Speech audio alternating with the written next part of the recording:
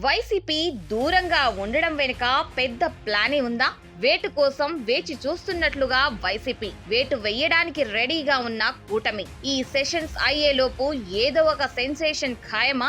AP politics లో ఇప్పుడు assembly సమావేశాల హీట్ పెరిగింది. ఆగస్టు 17 నుంచి సుమారు 10 రోజుల పాటు జరగనున్న వర్షాకాల అసెంబ్లీ సమావేశాలకు దూరంగా ఉండాలని వైఎస్ఆర్సీపీ డిసైడ్ అయింది. ప్రతిపక్ష హోదా ఇవ్వలేదన్న కారణంతో అసెంబ్లీకి వెళ్లకూడదని భావిస్తున్న ఆ పార్టీ శాసన మండలిలో మాత్రం తమ గళం వినిపించాలని చూస్తుంది. అయితే ఈ 10 రోజుల సమావేశాలను అడ్డం పెట్టుకొని వైసీపీ ఎమ్మెల్యేలపై వేటు వేయడానికి రూలింగ్ కూటమి గవర్నమెంట్ ప్లాన్ చేస్తుందనే చర్చ జరుగుతుంది. రాజ్యాంగంలోని ఆర్టికల్ 194 ప్రకారం సభ అనుమతి లేకుండా వరుసగా 60 రోజులు అసెంబ్లీకి రాకపోతే ఆ ఎమ్మెల్యేల మెంబర్షిప్ ను రద్దు చేసే పవర్ స్పీకర్ కు ఉంటుంది. 2024 ఎలక్షన్స్ తర్వాత వచ్చిన కొత్త ప్రభుత్వం పెట్టిన ఏ సమావేశానికి వైసీపీ లీడర్స్ వెళ్లలేదు. కేవలం ప్రమాణ స్వీకారం రోజు మాత్రమే వచ్చి ఆ తర్వాత జరిగిన సమావేశాలన్నిటినీ బాయ్కాట్ చేశారు.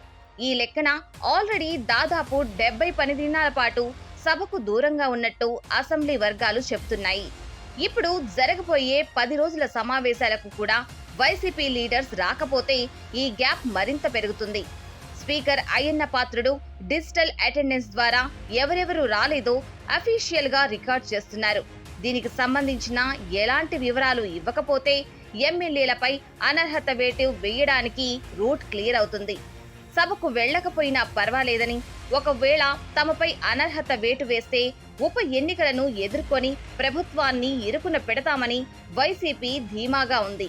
మెగా డిఎస్సి సమస్యలు, ఇతర ప్రజా సమస్యలపై అసెంబ్లీలో మాట్లాడాలని ఉన్నా అపోజిషన్ స్టేటస్ లేకపోతే మాట్లాడే టైం ఇవ్వరనే ఉద్దేశంతోనే జగన్ అండ్ గ్యాంగ్ అసెంబ్లీకి దూరంగా ఉండాలని నిర్ణయించుకున్నారు.